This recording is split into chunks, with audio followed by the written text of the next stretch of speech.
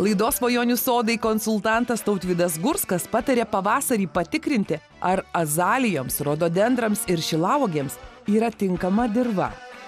Šis rododendras šiemet nebuvo uždengtas. Tačiau pirmiausia aptarkime, kodėl yra susiraitę ir parudę šio rododendro lapai. Tai šiek tiek pašalęs? Ne pašalęs, o daugiau pakepęs nuo saulės.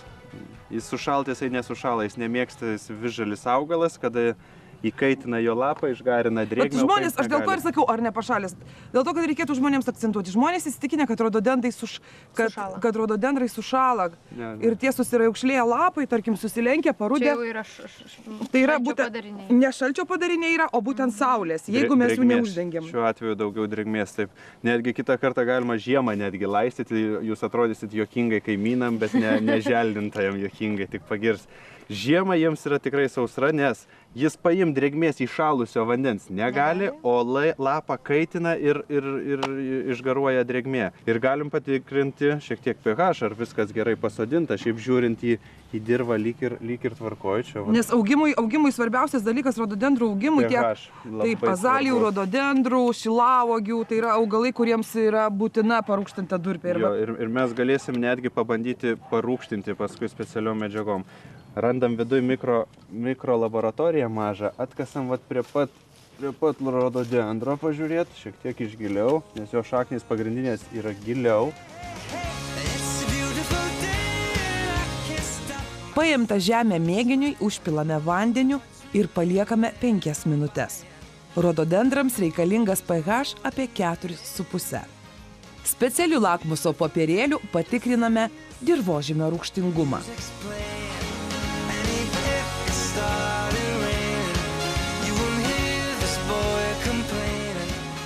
Mūsų tyrimas parodė, jog dirvožemio pH yra apie 7, tai yra neutralus. Todėl jį reikėtų parūgštinti specialiu dirvožemio rūgštintoju. Maždaug 200 gramų į kvadratinį metrą. Išmatavus specialiu samteliu, rūgštinimo priemonė permaišoma su žeme.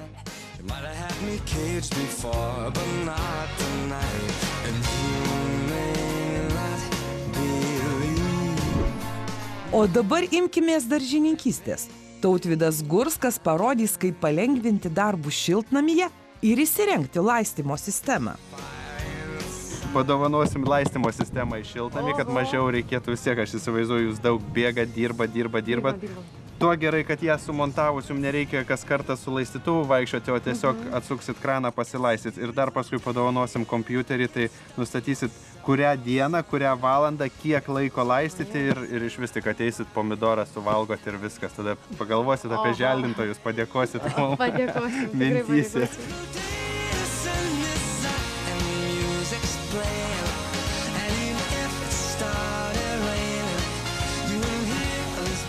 Evelina, o ką jūs šiltnamyje auginate dažniausiai? Ar čia jūsų yra erdvė? Ne, čia jau yra mano mamos erdvė, tai jinai ten sodina pomidorus, agurkus. Bet matau, šypsosi, tai nepyksta, kad mes čia. Jau nepyksta.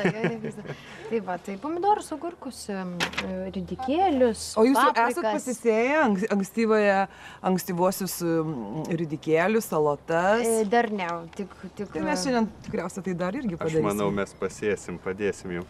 Man labai patinka, kad pas jūs yra kampas atsisėsti ir arbatos išgerti. Pas jūs padarytas stalas, kėdė ir kada pavasarį taip atsisėsti ir žiūrėti, tai yra nuostabu tarp tų augalų ir kada kvepia viskas. Čia tarp kitko to jau ir tulpės žydės praktiškai. Visą laiką dar pasodinam čia tulpės, kad gražu ir čia būtų.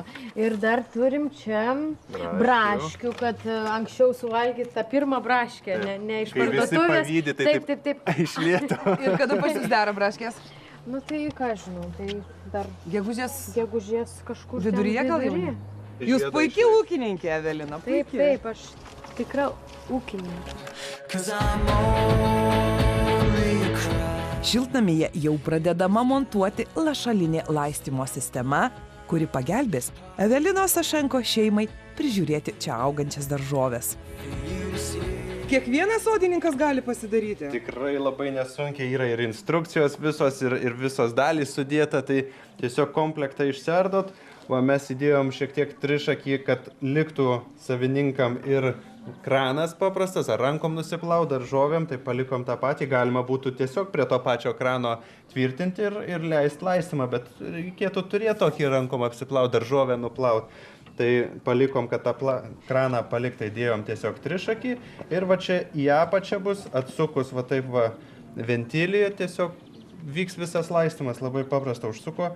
Tai va ventilis, slėgio reguliatorius, tam, kad nesproginėtų šlangos, kad tam tikrą kiekį vandens tik tai duotų. Dedam alkūnę, tai čia bus mūsų pagrindinis vamzdis. Mes su juo apvažiuosim į kitą pusę tenais ir nuo tos vietos dėsim tokias juostas. Gal iš tikrųjų dar Tautvydai palaukit su tais vamzdžiais ir su tom juostom. Ne kiekviename šiltnamyje yra vandentiekio vandens. Teisingai. Yra iš tikrųjų įvairios statinės, ką tada daryti? Va. Ir statinės yra, ir gali jų visai nebūti tų statinių. Kur pas mus yra piešinys. Čia ir yra daugiau skirta be slėgiai. Aha. Be slėgio, daugiau skirta yra, kur nėra slėgio. Tai reiškia, gali būti paprasta talpa, į kurią subėga, tarkim, lietaus vanduo, ji pakelta kokį nors bent metrą nuo žemės ir mes šitą visą sistemą galime surinkti ir pilnai jos pakaks. Jūs atsukat ir pasilaisto ten, atsukot valandą, kol ten arbatą išgėrėt, apžiūrėjo daržovės ir pasilaisto viskas. Ši lašalinė laistymo sistema tiks pomidorų, paprikos, agurkų ir įvairių daržovių laistymai, kurioms reikalinga trėkinti jų šaknis. Geriausia dabar sodinant šiek tiek atsižvelgti ir tose vietose, be abejo, čia žemė sušlaps giliau visa, per kapiliarus viskas bus drėgna giliau. O Tautvydai, tas šlangas reikėtų užkasti? Nieko nereikia užkasti, taip reikia palikti, dėl to, kad jeigu užkasit ir perkasinėsit rudenį ar pavasarį, tai subadysit. Geriausia, kada reikės perkasinėti, tai jas susukti, sumesti į tą galą, perkasti, įdirbti ir vėl jas išties padėti, nes tai nesunku padaryti. Taip kaip laistydavot anksčiau, tokiu metu, tarkim, vakare ateinat, jūs atsisukat vandenį, išgeriat arbatos ir per tą laiką pasilaistot, tiesiog žiūrit ir viskas. O ką apie naujovę mano Evelinos mama, kuriai visą sezoną tekdavo laistyti čia pasodintas daržovės? Mamytė tai labai patenkinta, čia svajonė, tik tai turėti tokią laistymo sistemą. Jau ir pačiai nereikia, ir vyro nereikia trukdyti, gal kai kada padėti. Žodžiu, palengvinat mums gyvenimą. Sakykit, žinau, kad tai buvo jūsų sena svajonė ir vyras tik neseniai ją įgyvendino. Jūs labai norėjot šviesaus ir daug šiltnamio. Praktiškai oranžerija čia jūsų.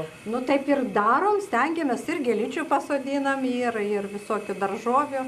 Nu visai būna čia pas mus. Net buvo laikas, kad avietės augo. Žodžiu, svajonių vietą turite. Ir tokių vietų pas jūs namuose tikrai yra ne viena. Taip. Kągi dabar mes jums pasiūlytumėm ankstyvai įsėjai, tikriausiai dar nesat nepasėję, ar ne? Tautvydai, man atrodo, reikėtų ir ridikėlių, ir salotų, ir petražolių, ir baziliko.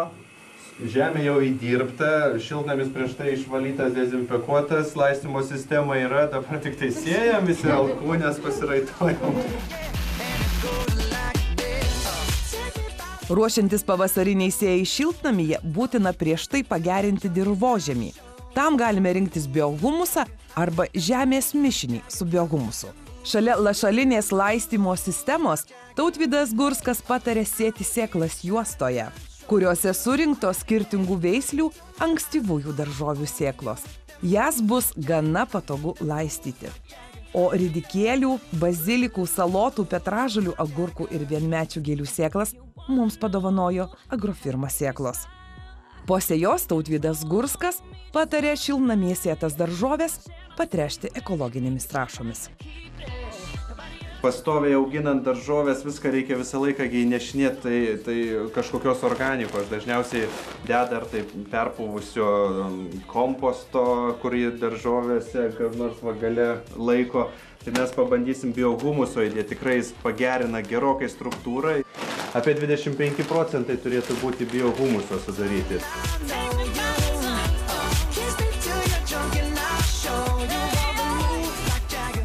Kodėl tu patarei sodinti vis tik tai juostoje? Tiesiog iš tikrųjų gražiai pasisodina taip, kaip turi būti.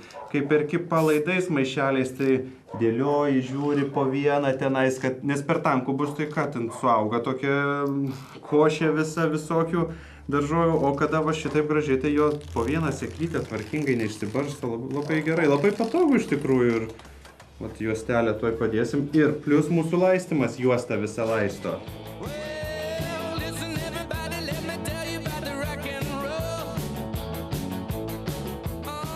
Šiandien buvo mūsų pirmasis susitikimas su jūsų nuostabia šeima, su labai darbščia, labai tvarkinga, labai mylinčia augalus. Mums iš tikrųjų tai buvo begalinė širdies atgaiva. Geriau mažiau tokių, nes nėra ką daryti mums čia. Taip. Iš tikrųjų, Tautvydas yra teisus. Ir kitas mūsų susitikimas bus greičiausiai gegužės mėnesį, kai mes aptarsime, kaip papuošti labai gražiai papuoštą jūsų kiemą. Tai čia mums iš tikrųjų bus labai sunkus uždavinys. Ir atvažiuosim valgyti daržovių. Taip, Tautvydas pasėjo. Taip, ką pasėjom, tai dabar valgysim. Valgysim, jau būtent. Taigi, kokie vat jūsų pastebėjimai? Jūs, kiek žinau, esat mūsų laidos žiūrovai. Taip. Nuolatiniai. Nuolatiniai mūsų laidos žiūrovai. Pavadinimai keitėsi, bet mes tai visą laiką su jumis. Taip, ir sakykit, tai ar taip įsivaizdavot, kad atvažiuoja Svajonių sodų komanda, padirbėja, kaip jums viskas atrodė? Žinokit, mes manėm, kad jūs čia nedirbat. Vis tik atvažiuojat, pavaidinat prie medelių. Aš, kadangi žinau tą visą virtuvę televizinį, tai aš vis galvodavau, kad taip. Nu, biškai ateina čia, pusvalanduką pasifilmuoja ir dingsta. O mes dabar, kai pamatėm, kiek jūs čia dirbot, tai ačiū jūs labai. Ačiū ir jums ir tikimės, kad mūsų patarimai jums buvo naudingi, nors jūs patys tikrai mūsų žiūrovams taip pat galėtume daug ką patarti. Tai manau, kad tai bus mūsų kitas susitikimas. Ačiū Tautvydui. Ačiū Tautvydui. Priėmėt.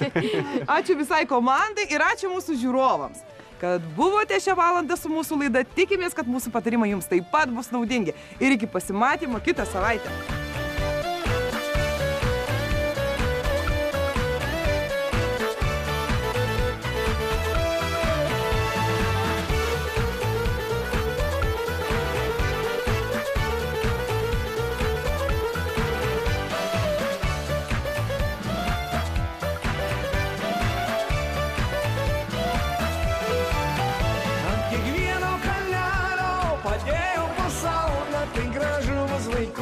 Kai jos visus tekės, į kiekvieną krūtinę po žodį įdėsiu, tai dainos vyrų širdis, kaip per Lietuvą eis. Laidą pristato, kad mažas sėklų pakelis virstų dideliu džiaugsmu. Žalia stotelė, viskas sodui ir daržui.